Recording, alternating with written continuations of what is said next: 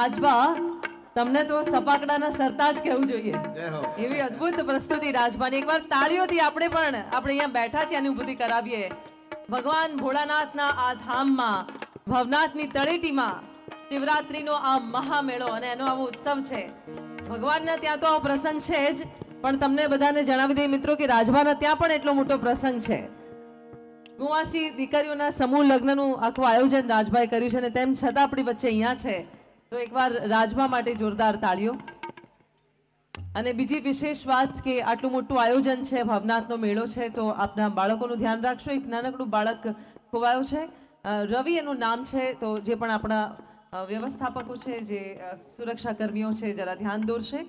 રવિ કરીને એક 10 વર્ષનું બાળક ખોવાઈ ગયો છે. જો મળે તો સ્ટેજ પાસે એને લઈ આવે. એના માતા પિતા સ્ટેજ પાસે છે.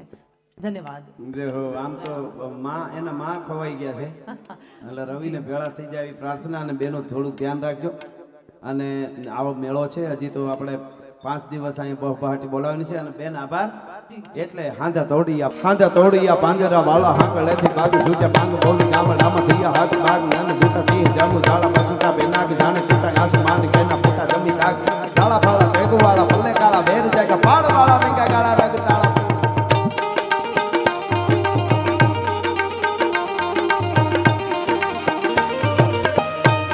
હા, બેનને થોડું વચ્ચે જાહેરાત કરવાની છે. જી બેન.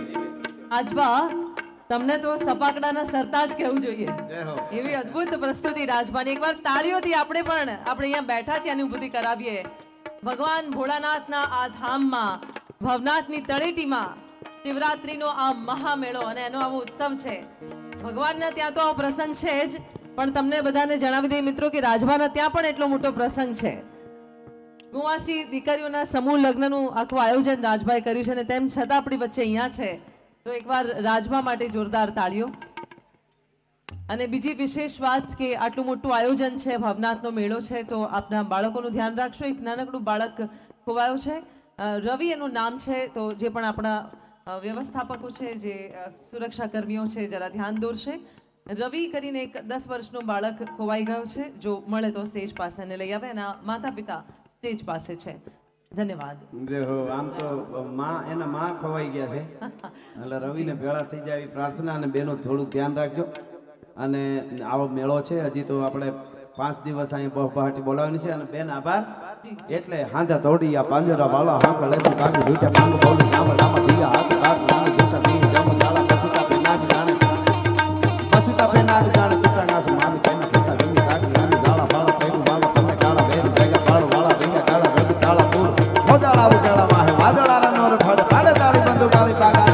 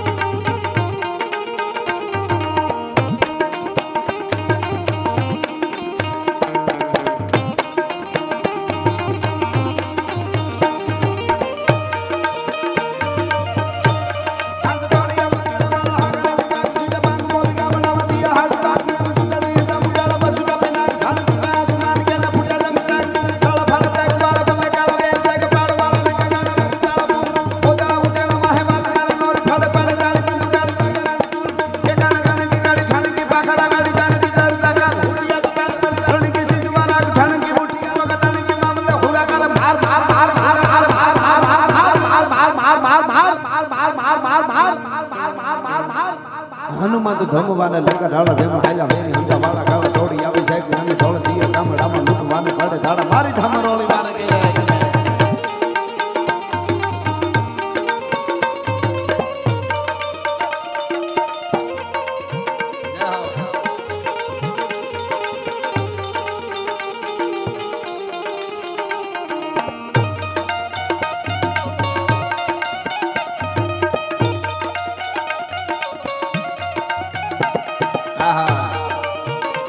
દેશભક્તિનું એક સરસ મજાનું ગીત.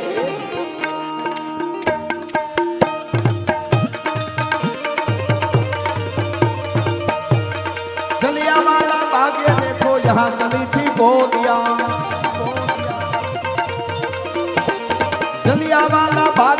देखो यहाँ चली थी गोलियां, ये मत पूछो किसने खेली यहाँ खून की होलियां। एक तरफ बंदूकें दन दन दन दन दन दन दन दन, एक तरफ बंदूकें दन दन, एक तरफ थी गोलियां। मरने वाले बोल रहे थे इनकलाब की बोलियां। जहाँ लगा दी बहनों ने भी बाजी अपनी जान की, इस मिट्टी से तिलक करो ये धरती है बलिदान की। वंदे मातरम, वंदे मातरम, वंदे मातरम, जय हो।